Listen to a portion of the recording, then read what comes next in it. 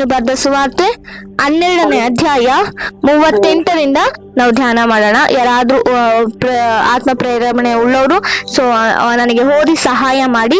ಮತ್ತಾಯನು ಬರೆದ ಸುವಾರ್ತೆ 12ನೇ ಅಧ್ಯಾಯ 38ನೇ ವಚನದ ಭಾಗ. ಆಗ ಶಾಸ್ತ್ರಿಗಳಲ್ಲಿಯೋ ಫರಿಸಾಯರಲ್ಲಿಯೋ ಕೆಲವರು ಬೋಧಕನು, ನಿನ್ನಿಂದ ಆಗುವ ಒಂದು ಸೂಚಕ ಕಾರ್ಯವನ್ನು ನೋಡಬೇಕೆಂದು ನಮಗೆ ಅಪೇಕ್ಷೆಯಿದೆ ಎಂದು ಆತನನ್ನು ಕೇಳಲಾಗಿ, ಆತನು ಅವರಿಗೆ ಉತ್ತರ ಕೊಟ್ಟಿದ್ದೇನೆಂದರೆ, ವ್ಯಭಿಚಾರಣೆಯಂತಿರುವ ಈ ಕೆಟ್ಟ ಸಂತತಿಯು ಸೂಚಕ ಕಾರ್ಯವನ್ನು ನೋಡಬೇಕೆಂದು ಅಪೇಕ್ಷಿಸುತ್ತದೆ. ಸಾಕು ಸಿಸ್ಟರ್, ಸಾಕು. ಇಲ್ಲಿ ನಾವು ನೋಡ್ತೇವೆ, ಫರಿಸಾಯರು ಬರ್ತಾ ಇದಾರೆ ದೇವ್ರ ಹತ್ರ. ಫರಿಸಾಯರು ಬಂದು ಶಾಸ್ತ್ರಿಗಳು ಬರ್ತಾ ಇದಾರೆ. ಇಬ್ಬರು ಮಾತಾಡ್ಕೊಂಡು ಮೇ ಬಿ ಬಂದಿರ್ಬೋದು, ಶಾಸ್ತ್ರಿಗಳು ಫರಿಸಾಯರು. ಮತ್ತೆ ದೇವ್ರನ್ನ ಏನಾರು ಟಾರ್ಗೆಟ್ ಮಾಡ್ಕೊಂಡು ಆತನನ್ನ ಇದ್ ಮಾಡೋದು ಅವರ ಕೆಲಸವೇ ಅದೇ ಅಲ್ವಾ. ಬಂದು ಯೇಸು ಸ್ವಾಮಿ ಹತ್ರ ಬೋಧಕನೇ ಎಂಬುದಾಗಿ ಸಂಭಾಷಣೆ ಮಾಡ್ತಾ ಇದ್ದಾರೆ. ಒಳ್ಳೆಯ ಬೋಧಕನೇ, ಆತನು ಬೋಧನೆ ಮಾಡುವಂತವನು. ಆತನಿಗೆ ಹೆಸರು ಗುರು ಅಂತಾನು ಕರೀತಾರೆ, ಬೋಧಕನಂತ ಕರೀತಾರೆ, ಅಭಿಷಕ್ತನ ಎಂಬುದಾಗಿ ಕರೀತಾರೆ, ಇಮ್ಮಾನುವೇಲ್ ಎಂಬುದಾಗಿ ಕರೀತಾರೆ, ಯೇಸು ಸ್ವಾಮಿಯನ್ನ ದಾವಿದನ ಕುಮಾರನ ಎಂಬುದಾಗಿ ಕರೀತಾರೆ. ಸೊ ಈ ರೀತಿ ನಾನಾ ಹೆಸರುಗಳಿಂದ ಯೇಸು ಸ್ವಾಮಿಯನ್ನ ಕರೆಯುವುದುಂಟು. ಆದ್ರೆ ಇಲ್ಲಿ ಶಾಸ್ತ್ರಿಗಳು ಫರಿಸಾಯರು ಬೋಧಕನೇ ಎಂಬುದಾಗಿ ಸಂಬೋಧಿಸುವುದು ಬಹಳ ಸಂತೋಷ. ಆದರೆ ಬೋಧಕನೇ ಎಂಬುದಾಗಿ ಸಂಬೋಧಿಸಿ ಅವರು ಹೇಳುವಂತ ಮಾತುಗಳು ನೋಡಿ ಯಾವ ರೀತಿ ಇದೆ. ನಿನ್ನಿಂದಾಗುವ ಒಂದು ಸೂಚಕ ಕಾರ್ಯವನ್ನು ನೋಡಬೇಕೆಂದು ನಮಗೆ ಅಪೇಕ್ಷೆ ಇದೆ ಎಂದು ಆತನನ್ನ ಕೇಳಲಾಗಿ. ಅಂದ್ರೆ ಯೇಸು ಸ್ವಾಮಿ ಬಳಿ 24 ಗಂಟೆ ಅಂದ್ರೆ ಶಿಷ್ಯರು ಯಾವ ರೀತಿ ಇರ್ತಿದ್ರೋ ಯೇಸು ಸ್ವಾಮಿ ಬಳಿ ಪ್ರತಿ ಕ್ಷಣ. ಸೊ ಈ ಫರಿಸಾಯರು ಸಹ ಇರ್ತಾ ಇದ್ರು ಪ್ರಿಯರೇ. ಸೊ ಯಾವ ರೀತಿ ಬೀಳಿಸ್ಬೇಕು ಎಂಬುದಾಗಿ ಇಷ್ಟು ಅದ್ಭುತ ಕಾರ್ಯಗಳನ್ನ ಫರಿಸಾಯರು ನೋಡಿದ್ದಾರೆ, ಶಾಸ್ತ್ರಿಗಳು ನೋಡಿದ್ದಾರೆ. ಸೊ ದೆವ್ವ ಅಂತ ಬಿಡಿಸಿರುವಂತದ್ದನ್ನ ನೋಡಿದ್ದಾರೆ. ಸೊ ಕುಷ್ಠರೋಗಿ ಅಂತ ಸ್ವಸ್ಥ ಮಾಡುವಂತದ್ದನ್ನ ನೋಡಿದ್ದಾರೆ. ಸೊ ಪೇತ್ರನ ಮನೆಗೆ ಹೋದಾಗ ಅವ್ರ ಅತ್ತೆನ ಸ್ವಸ್ಥಪಡಿಸಿದ್ದು, ಮತ್ತೆ ಅಲ್ಲಿ ಬಂದಿರುವಂತ ಎಲ್ಲಾ ರೋಗಗಳನ್ನ, ಮೈಯಲ್ಲಿ ನೆಟ್ಟಗಿಲ್ಲದವ್ರನ್ನ ಸ್ವಸ್ಥಪಡಿಸುವಂತ ಎಲ್ಲವನ್ನ ನೋಡಿದ್ದಾರೆ. ಜಸ್ಟ್ ಅದಕ್ಕಿಂತ ಯೇಸು ಸ್ವಾಮಿ ಈ ಒಂದು ವಾಕ್ಯ ಭಾಗಗಳಲ್ಲಿ, ಈ ಒಂದು ಅಧ್ಯಾಯದಲ್ಲೇ ನಾವು ನೋಡುವಾಗ, ಈ ಒಂದು ಸಂಘಟನೆ ನಡೆಕ್ಕಿಂತ ಮುಂಚಿತವಾಗಿಯೇ ದೆವ್ವ ಹಿಡಿದಂತ ಒಬ್ಬ ಕುರುಡನು, ಮೂಕನಾಗಿರುವಂತವನನ್ನ ಸಹ ದೇವ್ರು ಸ್ವಸ್ಥಪಡಿಸುವುದನ್ನು ನೋಡಿದ್ದಾರೆ. ಸೊ ಇದೆಲ್ಲ ನೋಡಿದ್ರು ಸಹ ಅಲ್ಲಿ ಮತ್ತೆ ಶಾಸ್ತ್ರಿಗಳು ಫರಿಸಾಯರು ಏನ್ ಹೇಳ್ತಾ ಇದಾರೆ ಗೊತ್ತಾ? ಅಪ್ಪ, ನಿನ್ನಿಂದಾಗುವ ಅಂದ್ರೆ ದೇವರಿಂದ ಯಾವ್ದು ಸಾಧ್ಯವಿಲ್ವಾ? ಮತ್ತೆ ಇಷ್ಟೆಲ್ಲ ಮಾಡಿದ್ದು ಯಾರು ಮಾಡಿದ್ದು? ಯೇಸು ಸ್ವಾಮಿ ಅಲ್ವಾ ಮಾಡಿದ್ದು ಹಾಗಿದ್ರೆ? ಸೊ ನಿನ್ನಿಂದಾಗುವ ಒಂದು ಸೂಚಕ ಕಾರ್ಯವನ್ನು ಅಂದ್ರೆ ಯೇಸು ಸ್ವಾಮಿಗೆ ಆಗೋದಿಲ್ಲ ಅಂತ ನೆನೆಸ್ತಾ ಇದ್ದಾರೆ ಪ್ರಿಯರವರು. ಆದ್ರೆ ಇಷ್ಟು ಅದ್ಭುತ ಕಾರ್ಯಗಳನ್ನ ಮಾಡಿದಂತ ದೇವರು ಅದು ಮಾಡ್ಲಿಕ್ಕೆ ಶಕ್ತನು. ಆದರೆ ದೇವರನ್ನ ಯಾವ ರೀತಿ ಹೋಲಿಸ್ತಾ ಇದ್ದಾರೆ ಗೊತ್ತಾ? ವ್ಯಭಿಚಾರಣಿ ಅಂತಿರುವ ಕೆಟ್ಟ ಸಂತತಿಗೆ ಎಂಬುದಾಗಿ ಸೊ ಅವರು ಹೋಲಿಸ್ತಾ ಇದ್ದಾರೆ ಪ್ರಿಯರೇ. ಈ ಶಾಸ್ತ್ರಿಗಳು ಫರಿಸಾಯರು ಅರ್ಥ ಮಾಡ್ಕೊಂಡಿದ್ದೇನು ಗೊತ್ತಾ? ಸೊ ಈ ಒಂದು ಕಾರ್ಯವನ್ನ ಮಾಡ್ಬಿಟ್ರೆ ನಾನು ನಿನ್ನ ನಂಬಿಬಿಡ್ತೀವಿ. ನಾವು ಹೇಳ್ತಾ ಇದೀವಲ್ವಾ, ಒಂದು ಕಾರ್ಯವನ್ನ ನಿನ್ನಿಂದ ಆಗೋ ಒಂದು ಕಾರ್ಯವನ್ನ ನಾವು ನೋಡ್ಬೇಕು ಅನ್ಕೊಂಡಿದೀವಿ, ನಾವು ಅಪೇಕ್ಷೆ ಮಾಡ್ಕೋಬೇಕು ಅನ್ಕೊಂಡಿದೀವಿ. ಸೊ ನಾವು ಅದನ್ನ ನೋಡಿ ನೀನೇ ನಿಜವಾದ ದೇವರು, ನೀನೇ ಮೆಸ್ಸಿಯನು ಎಂಬುದಾಗಿ ನಾವು ನಂಬ್ತೇವೆ. ಸೊ ಇಷ್ಟೆಲ್ಲ ಮಾಡಿದ್ದು ಒಂದು ಕಡೆ ಆದ್ರೆ, ಇವಾಗ ಒಂದು ಕಾರ್ಯವನ್ನ ಮಾಡು, ನಮ್ಮ ಕಣ್ಣ ಮುಂದೆ ಮಾಡು, ನಾವು ನೋಡುವ ರೀತಿ ಮಾಡು, ನಾವು ಆಸೆ ಪಟ್ಟಂತೆ ಮಾಡು ನೀನು ಅದ್ಭುತ ಕಾರ್ಯ ಎಂಬುದಾಗಿ ದೇವರ ಹತ್ರ ಬಂದು ಕೇಳ್ತಾ ಇದ್ದಾರೆ ಪ್ರಿಯರೇ. ಆದರೆ ದೇವರು ಇವರನ್ನ ವ್ಯಭಿಚಾರಿಣಿಯ ಒಂದು ಕೆಟ್ಟ ಸಂತತಿಗೆ ಹೋಲಿಸ್ತಾ ಇದ್ದಾರೆ. ಸೊ ದೇವರು ಒಂದು ಮಾತನ್ನ ಹೇಳ್ತಾರೆ, ಎಲ್ಲರಿಗೂ ಗೊತ್ತಿರುವಂತದ್ದೇ. ತೋಮನು ಹೇಳಿದ ಮಾತು. ಸೊ ತೋಮನಿಗೆ ದೇವರು ಹೇಳಿದಂತ ಮಾತು. ಸೊ ಏನು? ಯೇಸು ಸ್ವಾಮಿ ಸತ್ತು 3ನೇ ದಿನ ಪುನರುತ್ಥಾನ ಆಗಿ ಶಿಷ್ಯರ ಬಳಿಯಲ್ಲಿ ಬಂದಾಗ, ಸೊ ಎಲ್ಲರೂ ಯೇಸು ಸ್ವಾಮಿನೇ ಇವರು ಮತ್ತೆ ಬದುಕಿ ಬಂದಿದ್ದಾರೆ, ಮತ್ತೆ ಪುನರುತ್ಥಾನಗೊಂಡಿದ್ದಾರೆ ಎಂಬುದಾಗಿ ನಂಬಿದ್ರು ಪ್ರಿಯರೇ. ಆದ್ರೆ ಯಾರು ನಂಬಿಲ್ಲ ಗೊತ್ತಾ? ತೋಮ ನಂಬಿಲ್ಲ. ಸೊ ಆತನು ಹೇಳ್ದ, ನಾನು ನಿನ್ನ ಬೆರಳಲ್ಲಿ ಬೆರಳಿಟ್ಟು ನೋಡುವವರೆಗೂ ನಾನು ನಂಬೋದಿಲ್ಲ ಅಂತ ಹೇಳುದ ತೋಮ.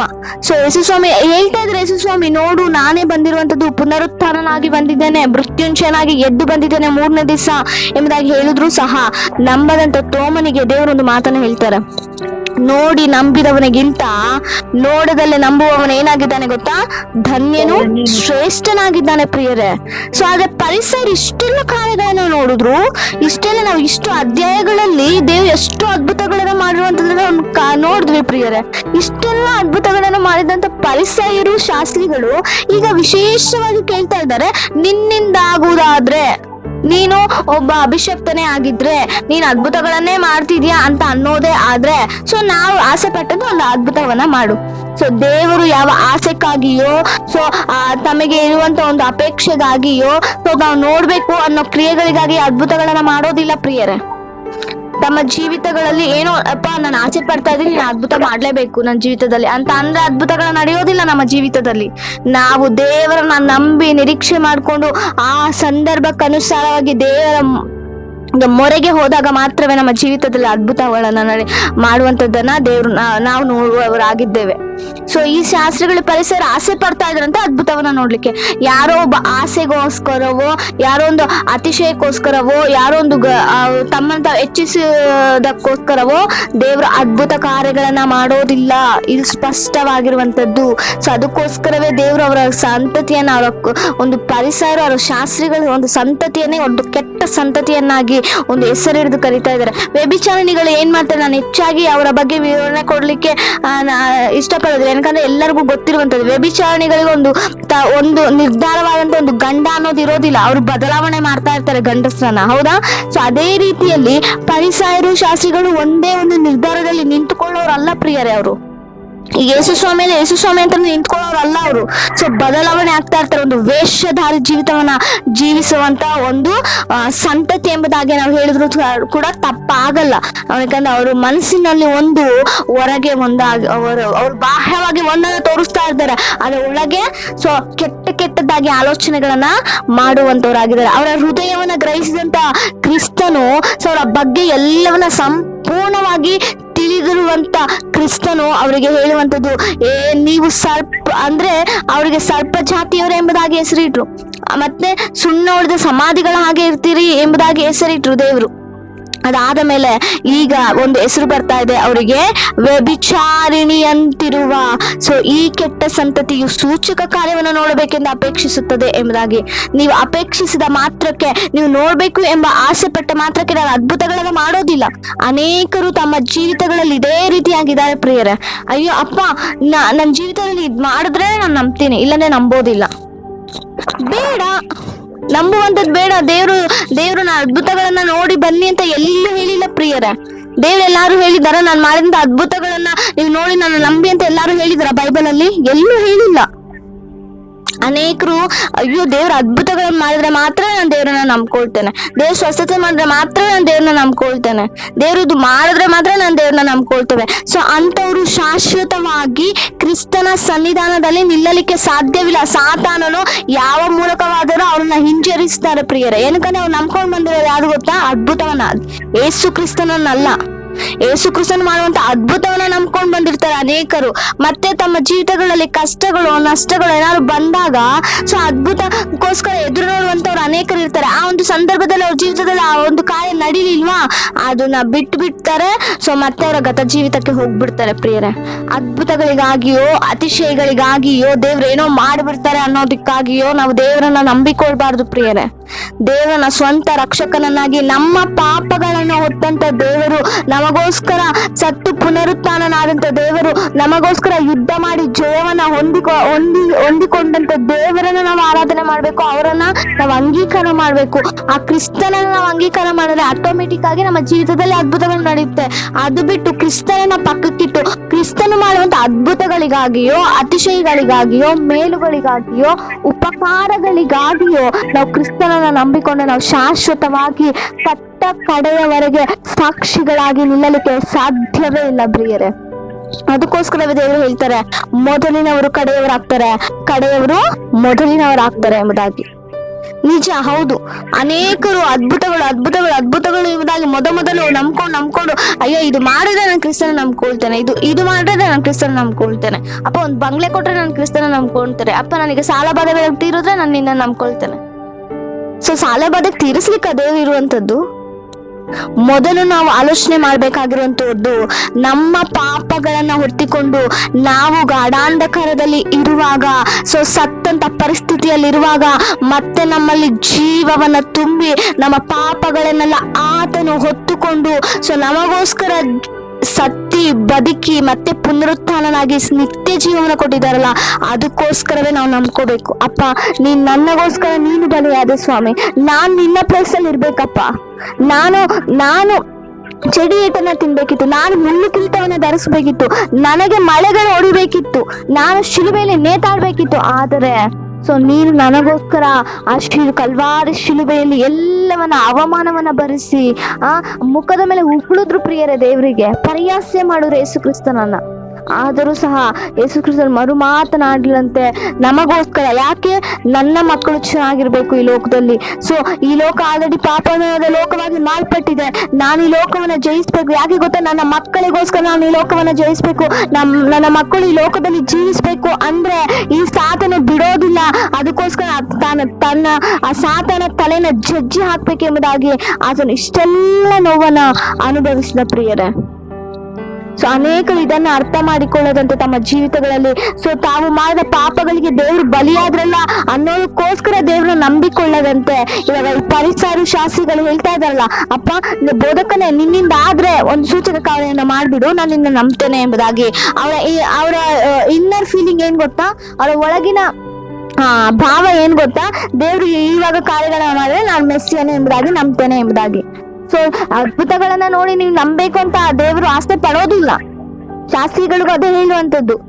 ನೀವು ಒಂದು ನಿರ್ಧಾರ ಇವಾಗ ಅದ್ಭುತ ಮಾಡ್ಬಿಡ್ತೇನೆ, ಆ ಕ್ಷಣಕ್ಕೆ ಮಾತ್ರ ಕ್ರಿಶ್ಚಿಯನ್ ಅಂತ ಒಪ್ಕೊಳ್ತೀರಾ. ಮತ್ತೆ ಬೇರೆ ಒಂದು ದಿನದಲ್ಲಿ ನಾನು ಬೇರೆ ಮಾಡಿದ್ರೆ ಅದನ್ನ ಒಪ್ಕೊಳ್ಳೋದಿಲ್ಲ ನೀವು. ನನಗೆ ಗೊತ್ತುಂಟು. ಏನಕ್ಕಂದ್ರೆ ದೇವ್ರ ಹೃದಯವನ್ನ ನೋಡುವಂತವ್ರು. ಅವ್ರು ಬಾಹ್ಯವಾಗಿ ಎಲ್ಲರ ಮುಂದೆ ಹೇಳ್ಬೋದು, ನೀವು ಸೂಚಕ ಕಾರ್ಯಗಳನ್ನ ಮಾಡ್ರಿ, ನಾನ್ ಇವರೆಲ್ಲ ಹೇಗ್ ನಂಬಿದಾರೋ ಕ್ರಿಸ್ತನ ಎಂಬುದಾಗಿ, ಇಮ್ಮಾನುವೇಲನ್ ಎಂಬುದಾಗಿ, ಮೆಸ್ಸಯ್ಯನು ಎಂಬುದಾಗಿ ಈ ಜನರು ಹೇಗೆ ನಂಬಿ ನಿನ್ನನ್ನ ಹಿಂಬಾಲಿಸ್ತಾ ಇದಾರೋ ಇವಾಗ ನಾವು ಸಹ ನಂಬ್ತೇವೆ, ನೀವು ಕಾರ್ಯವನ್ನ ಮಾಡಿ ಎಂಬುದಾಗಿ. ಇಲ್ಲ, ದೇವ್ರ ಅದಕ್ಕೋಸ್ಕರ ಕಾರ್ಯವನ್ನ ಮಾಡೋದಿಲ್ಲ. ಏನೋ ಆಸೆ ಪಡ್ತಾ ಇದಾರೆ, ಅದ್ಭುತಗಳನ್ನ ನೋಡ್ತಾ ಇದಾರೆ ಅನ್ನೋದಕ್ಕೋಸ್ಕರ ಕಾರ್ಯವನ್ನ ಮಾಡೋದಿಲ್ಲ. ದೇವರು ಹೃದಯವನ್ನ ನೋಡ್ತಾರೆ. ಅಪ್ಪ, ನಾನು ಪಾಪಿ ಸ್ವಾಮಿ, ಅಪ್ಪ ಪಾಪಿಯಾದಂತ ನನ್ನನ್ನ ಸಂಪೂರ್ಣವಾಗಿ ನಿನ್ನ ರಕ್ತದಿಂದ ಶುದ್ಧೀಕರಿಸಿದೆಯಲ್ಲಪ್ಪ, ನಾನು ಈಗ ನಿನ್ನ ಮಗಳಾಗಿದ್ದೇನೆ ಸ್ವಾಮಿ. ಅಪ್ಪ, ನಿನ್ನ ಮಗಳು ಒಂದು ಅಧಿಕಾರದಲ್ಲಿ ಬೇಡ್ತಾ ಇದ್ದಾಳೆ ಕರ್ತನೆ, ನೀನು ಎಲ್ಲವನ್ನ ನೋಡುವಾತನಾಗಿದೆಯಾ ಸ್ವಾಮಿ, ನೀನು ಒಳ್ಳೆಯವನು ಸ್ವಾಮಿ, ಒಳ್ಳೆ ಕಾರ್ಯಗಳನ್ನ ಮಾಡ್ತೀಯಲ್ಲಪ್ಪ, ನನಗೋಸ್ಕರ ನೀನು ಚಿಂತೆ ಮಾಡ್ತೀಯಲ್ಲಪ್ಪ, ಈ ಒಂದು ಕಾರ್ಯವನ್ನ ನನ್ನ ಜೀವಿತದಲ್ಲಿ ಮಾಡು ಸ್ವಾಮಿ. ನಿನಗೆ ಘನ ಉಂಟಾಗುವಂತೆ, ನಿನಗೆ ಮಹಿಮೆ ಉಂಟಾಗುವಂತೆ, ನಿನಗೆ ಕೃತಜ್ಞತೆ ಉಳ್ಳವಳಾಗಿ ನಾನು ಜೀವಿಸ್ಲಿಕ್ಕೆ ನೀನು ಅದ್ಭುತಗಳನ್ನ ಮಾಡು ಎಂಬುದಾಗಿ ಬೇಡ್ಕೋಬೇಕೆ ಹೊರತು, ಅಪ್ಪ ನಾನು ಆಸೆ ಪಡ್ತಾ ಇದ್ದೀನಿ ನೀನ್ ನನಗೋಸ್ಕರ ಮಾಡು ಎಂಬುದಾಗಿ ಅಲ್ಲ ಪ್ರಿಯರೇ. ಅನೇಕರು ಈ ರೀತಿಯಾಗಿ ಆಲೋಚನೆ ಮಾಡುವಂತವ್ರು ಇದ್ದಾರೆ. ಸಾತಾನ ಏನ್ ಮಾಡ್ತಾನೆ ಗೊತ್ತಾ? ಇಂಥ ಆಲೋಚನೆಗಳನ್ನ ತಂದು ಹಾಕ್ತಾ ಇರ್ತಾರೆ.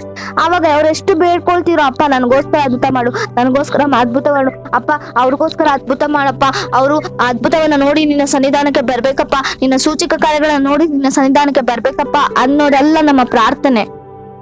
ಅಪ್ಪ, ಅವರು ತಪ್ಪು ಮಾಡಿದ್ದಾರೆ, ಆ ತಪ್ಪಿಗೋಸ್ಕರ ನೀನು ಬಲಿಯಾಗಿದೆ ಎಂಬುದಾಗಿ ಅರಿವು ಅವರಲ್ಲಿ ಬರ್ಬೇಕು ಸ್ವಾಮಿ.